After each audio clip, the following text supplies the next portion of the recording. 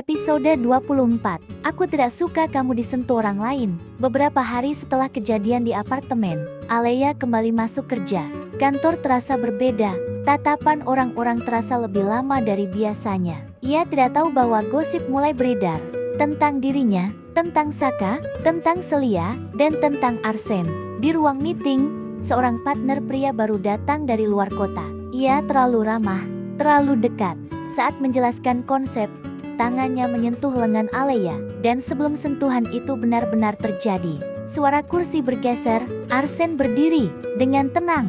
"Pak Dimas," katanya halus tapi tegas, "mari kita jaga profesionalitas." Ruangan mendadak hening. Senyum Dimas mengendur. Arsen tidak menaikkan suara, tapi tatapannya cukup jelas. Alea terdiam. Itu pertama kalinya ia melihat Arsen bukan hanya sebagai pria tenang, tapi pria yang menjaga. Setelah meeting selesai, Arsen memanggil Alea ke ruangannya. Pintunya tertutup, suasana hening. "Apakah Dimas membuatmu tidak nyaman?" Alea sedikit terkejut. "Tidak sampai seperti itu, Pak." Arsen menatapnya dalam. "Aku tidak suka kamu sembarangan disentuh orang lain." Kalimat itu keluar tanpa nada bercanda. Tanpa ragu, Alea terdiam.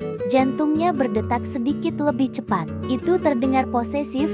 Alea mencoba tersenyum. Arsen tidak tersenyum balik. "Sunyi," ia melanjutkan pelan. "Aku tidak akan lagi menyembunyikan apa yang kurasakan."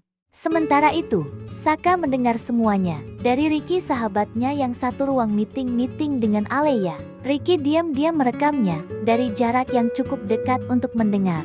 Dan rekaman itu memperlihatkan cara Arsen berdiri sedikit di depan Alea, melindunginya. Dan Saka sadar sesuatu yang menyakitkan. Ia tidak pernah benar-benar berdiri di depan Alea seperti pria itu. Ia selalu berdiri di antara dua perempuan. Dan kini ia menyadarinya. Siang itu, Arsen mengajak Alea makan. Bukan sebagai klien, bukan sebagai atasan, juga bukan sebagai rekan kerja, tapi sebagai pria yang serius. "Alea, aku ingin memperjelas perasaanku." Alea menatapnya. "Aku tidak bermain-main, dan aku tidak akan membiarkan siapapun mengganggumu." Alea menahan napas. "Pak, tapi saya baru saja keluar dari hubungan yang rumit dan melelahkan." "Aku tahu, Alea. Aku mengerti, dan aku akan menunggu hingga kamu benar-benar bisa menerimaku.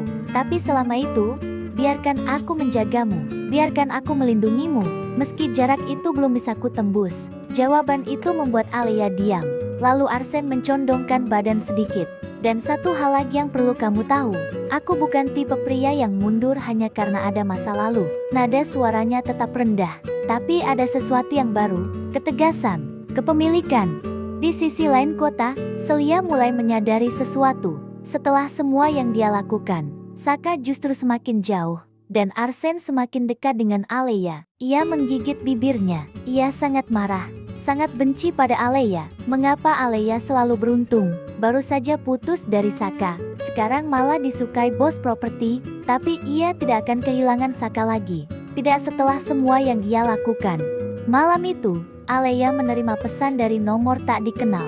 "Jangan terlalu cepat nyaman. Tidak semua pria setenang yang terlihat." Alea membaca pesan itu 2 kali.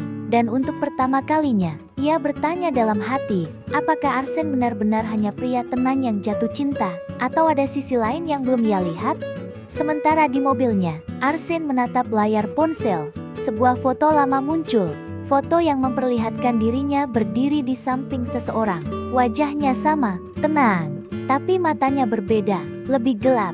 Ia mematikan layar dan berbisik pelan, "Kali ini, aku tidak akan kalah."